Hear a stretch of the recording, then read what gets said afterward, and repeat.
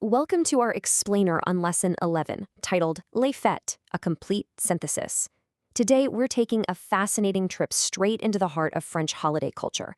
But, we're not just going to rattle off a list of magical holiday vocabulary. No, we are actually going to unlock some absolutely essential grammar tools that will help you communicate fluidly and express your deepest wishes in French. So, if you've ever wondered how to recount your holiday memories or how to say what if in French, you are in the exact right place. Here is our roadmap for today. We're going to start by diving into a real-world Christmas letter. Then, we'll unpack relative pronouns, those little words that connect all our ideas together.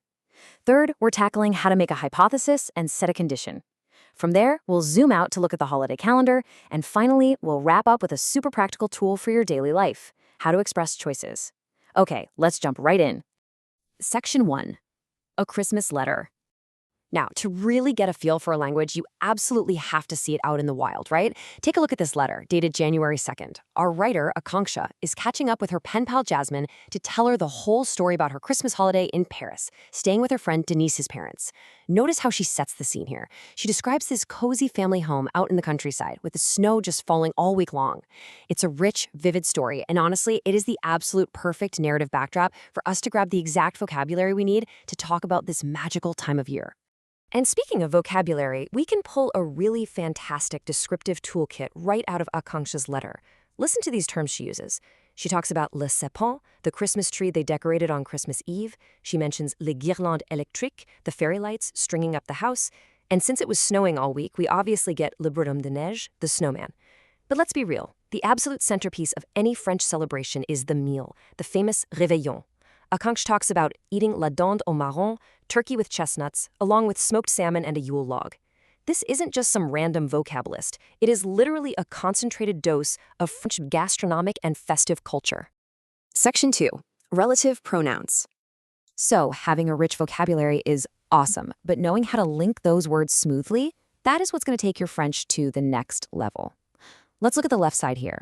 We have two short, choppy sentences. Je voudrais une poupée, elle parle. That means I would like a doll, it speaks.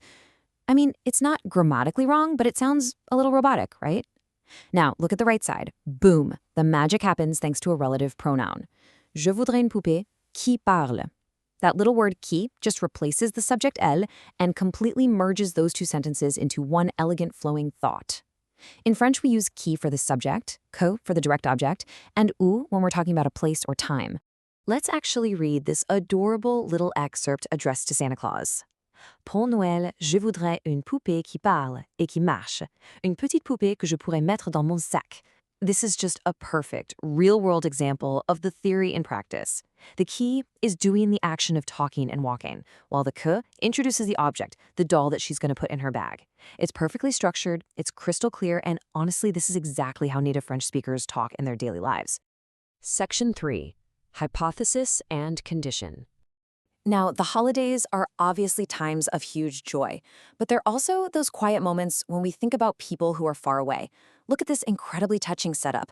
A young woman is imagining her friend around the Christmas tree, and she says, Si tu étais là avec nous, ce serait formidable. If you were here with us, it would be wonderful.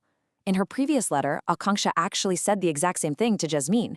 This is expressing a wish, a hypothetical or unreal situation in the present.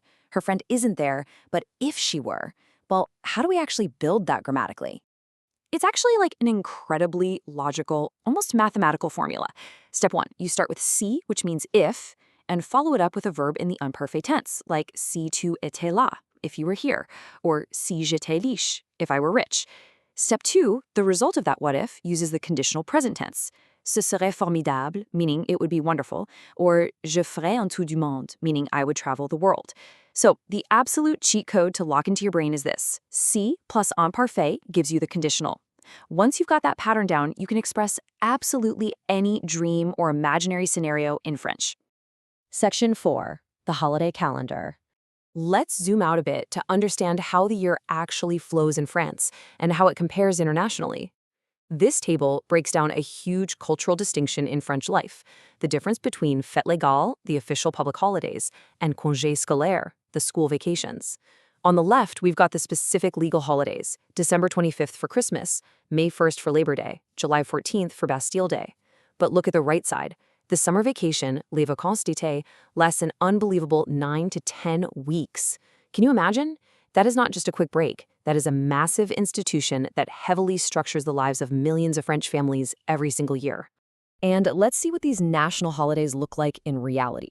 We're paralleling two major patriotic celebrations here. On the left, India celebrating Republic Day on January 26th with this massive, incredible parade on the Raj Path, complete with folk dances and the lighting of the flame. And on the right, France celebrating Bastille Day on July 14th with its own grand military parade straight down the famous Champs-Élysées. The scale of both is just magnificent, isn't it? It brilliantly shows how each country uniquely honors its history and national pride. What I really love, though, is the sheer diversity of these celebrations around the world.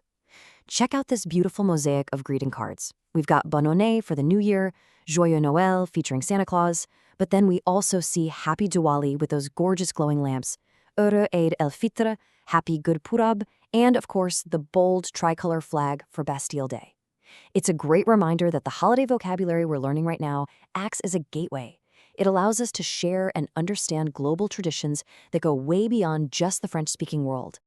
Section 5. Making choices. Okay, whether it's during the holidays or really just on a random Tuesday, we are constantly having to choose between different options, right?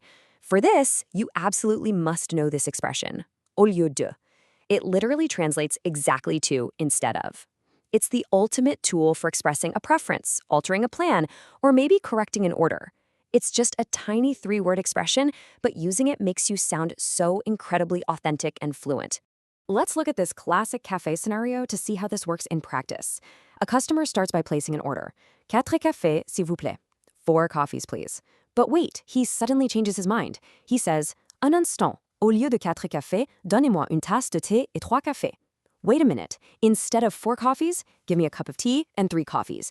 Do you see how smooth that was? Instead of awkwardly canceling the whole order and starting over, he just uses au lieu de to instantly swap out a part of his order. It is precise, it's efficient, and it just flows so naturally.